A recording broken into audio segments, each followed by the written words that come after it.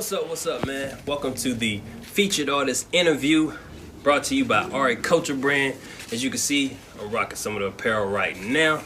But let's get into this interview, man. The featured artist.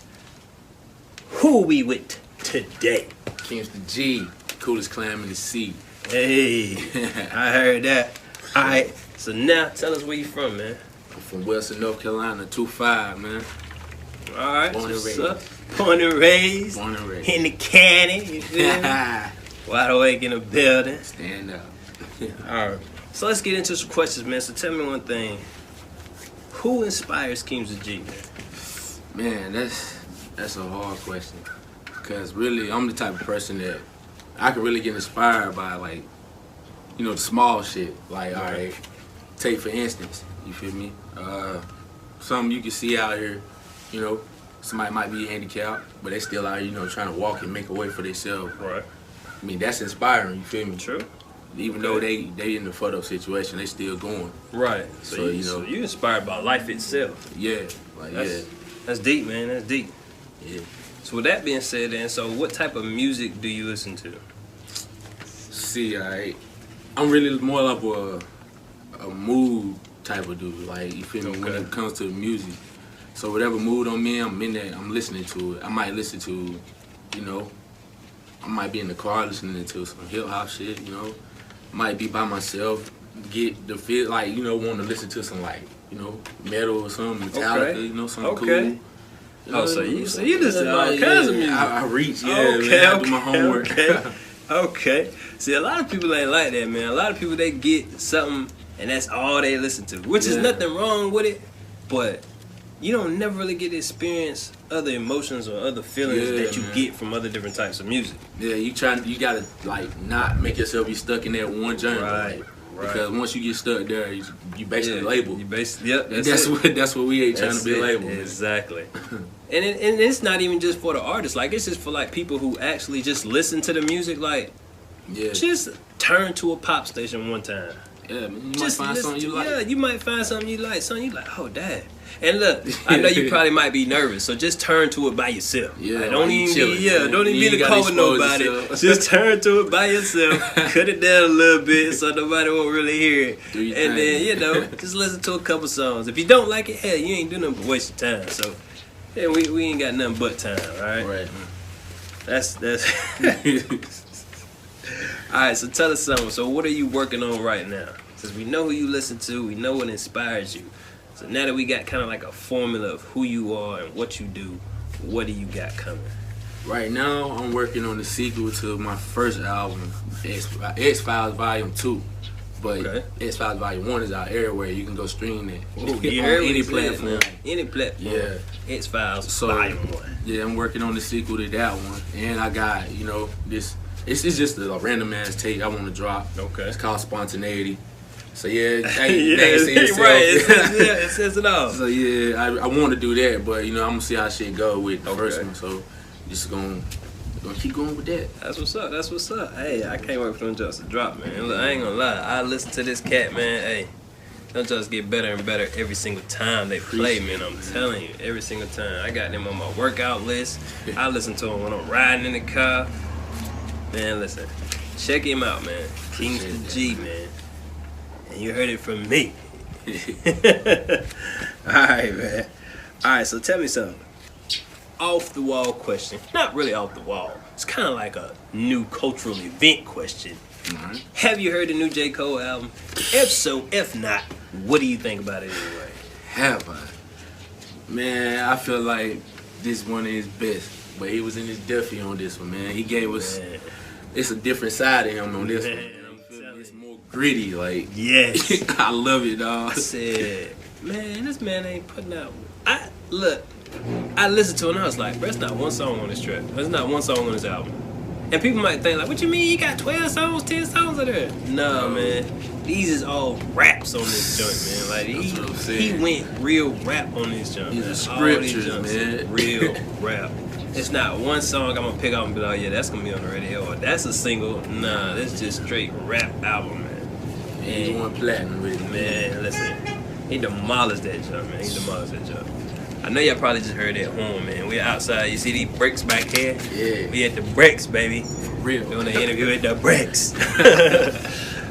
But man, J. Cole, man, killed that thing, man. Look, I was hyped when I heard it was coming, and people was like, "Oh yeah, he teasing about the new album dropping," and then they said, "Oh, it's supposed to be coming out Friday." That was Thursday. I was like, man, I can't wait till Friday, man. I 12 a.m., can't man. wait till Friday. 12 a.m. struck and I was on that shit. Man, listen, as soon as I remember, like, oh, that's Friday. Oh, J. Cole album went right on to my iTunes, put J. Cole in, poof, hit play, and I ain't changed the song or the album yet. I ain't listened to nothing else on iTunes but J. Cole. No lie. And today's Saturday, so I've been listening to it from Friday to Saturday. Every time I get in the car, I'm just putting it in, pop and play. He killed that thing, man. He killed that thing. Alright, so this is a real deep, serious question because we right in the thick of it. And I say right in the thick of it, but I know some people will be like, well, we're moving forward. No, that was the beginning. And when you hear the question I'm about to ask, you'll know what I'm talking about. But that was the beginning. Right now, we are in the thick of it, man. This is the part where we gotta trudge forward the most. Because everybody can be with us in the beginning. Everybody gonna start hard, but it's, you know how it is. It's not how you start, it's how you finish. So right now, we in the middle. We in the thick of it. So the question is, how do you feel about what's going on in the world in regards to the black community? Because this has become a world thing now. Like people overseas, people overseas is protesting and marching and walking. So how do you feel about it? I feel like something got to happen though, man. I mean, honestly, can't keep doing the same shit, man. I mean, history repeats itself, but yeah, this shit got to come to a stop. Like, I don't understand, it's just nonsense. Like, well, I ain't gonna say senseless violence, but it's still like it don't make sense. The shit is not right. Right, it don't make sense. And I think at this point, man, the only thing people are just asking for is just like justice. Yeah, like that's when it. a wrong is done, for it to be made. I ain't say made right, but for it to be cleaned up. You make a mess, you gotta clean it up. Yeah, that's it. And that's it. Oh yes, of course we want it to stop. Now that is no question. Now, it should never have happened. But but think about this. These things have not just started happening this year or last year or in recent past years, because the only reason why we know about it is because we have social media. So more people are able to get the information more faster, sooner than they would maybe 20, 30, 40 years ago. Or in the 60s, or in the 70s, or in the 80s, when things was happening like this to black people all the time. We didn't know about it. Yeah, they used to hide shit like this. Yeah, you could do it and get away with it.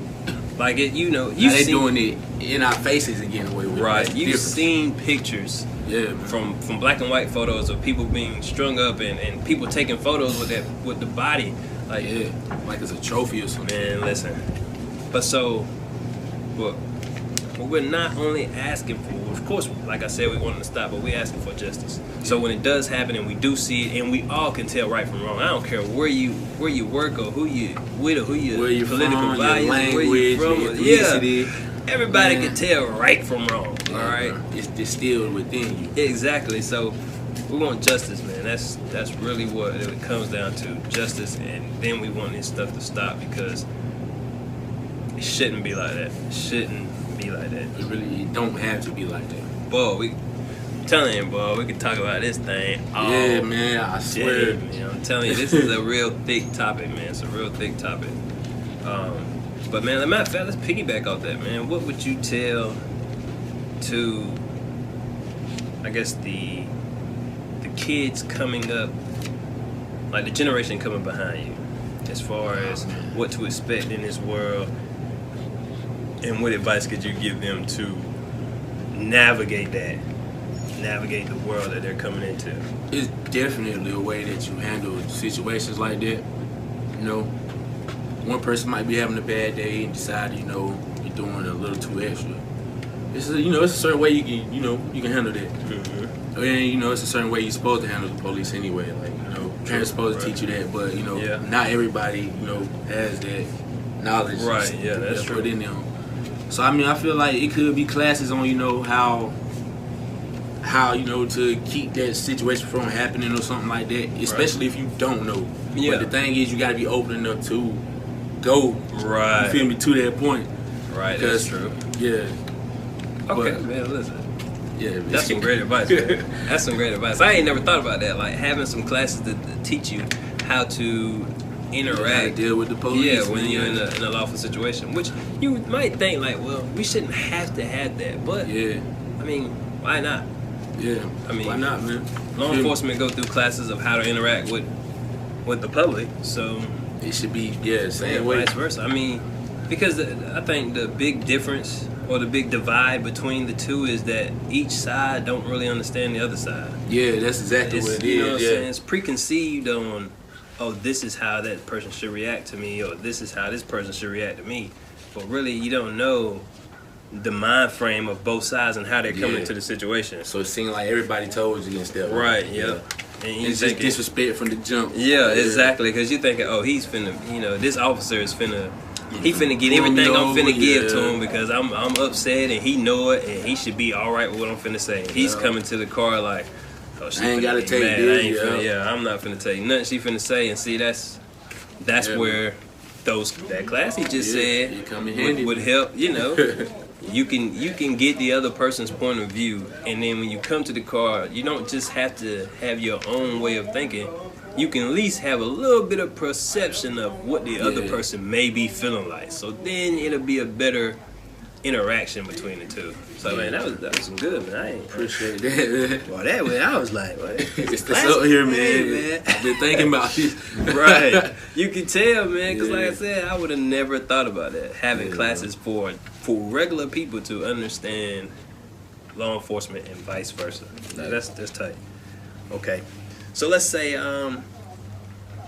we've talked about the world and things of that nature. We talked about who you are and what you got coming in and what type of person you are. So with all that being said, where do you see your brand in the future? Your music, your style, your fashion. What do you see your brand, your face in the future? Man, I see really I feel like I'm a pioneer. Okay. So with everything I do, I'm trying to be like established or either leave my mark in it. Right. So I feel like, bro, we going to the top with everything, man. Everything that I got going on is going to the top. If I got something to do with, it's going to the top. And I'm putting that effort into it. Right, okay. Yeah. Okay, I like that answer. All right, so let's say in the future your brand is at the top. You've done it. You put in the work. You put in the effort. You put your city on. You got your friends along. You got your family straight. Everybody's taken care of now. How would you give back to that same community that helped you get to where you are? Ooh, that's a good one. I mean, all right. This always been on me too. First of all, I know it's people out there like me, little black boys out here with the same dream that I got or same dream that I had. So first thing I would do, put a music outlet right here in the heart of my city, or either in a school. Right. So we either just make a school from around here, So just a place or a sanctuary that can go make music. Feel me? Oh. What else would I do? Shit, man. I mean, I just give. Main thing, my main thing is, man, I got in trouble when I was little, bro, a lot. I used to get in trouble a lot. But the main reason behind that was because we ain't have shit to do around here. So it's just like, we doing whatever the fuck was going on. Because it was something to do. Yeah, and if you give kids something to do, and give them that spark, eventually they'll take it. Like, I see it. I know it. I see it, man. Yeah. Feel me? 'Cause, I mean, I was one of them kids. Yeah, man. If it weren't for music, I'd probably be far off worse. Like, and that's what's so crazy because I know I came out pretty much.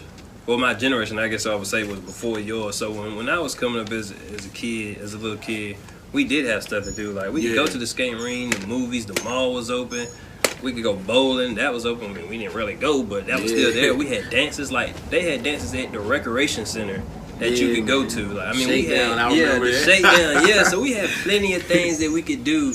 They're not saying we didn't get in trouble, but it decreased the chances of us getting in trouble all the time. Like we didn't have to. This week we didn't get in trouble because we want to go to the shakedown, or we gonna meet at the skating rink Saturday, so everybody gonna be cool this week, But skating rink shut down. Stopped doing shakedowns. No more summer jams. The bowling alley just got back right. The movies. It is what it is with that. The mall is closed completely. Yeah, we it's even no had an fucking mall. arcade at the mall. We used to Man. have an arcade at the mall.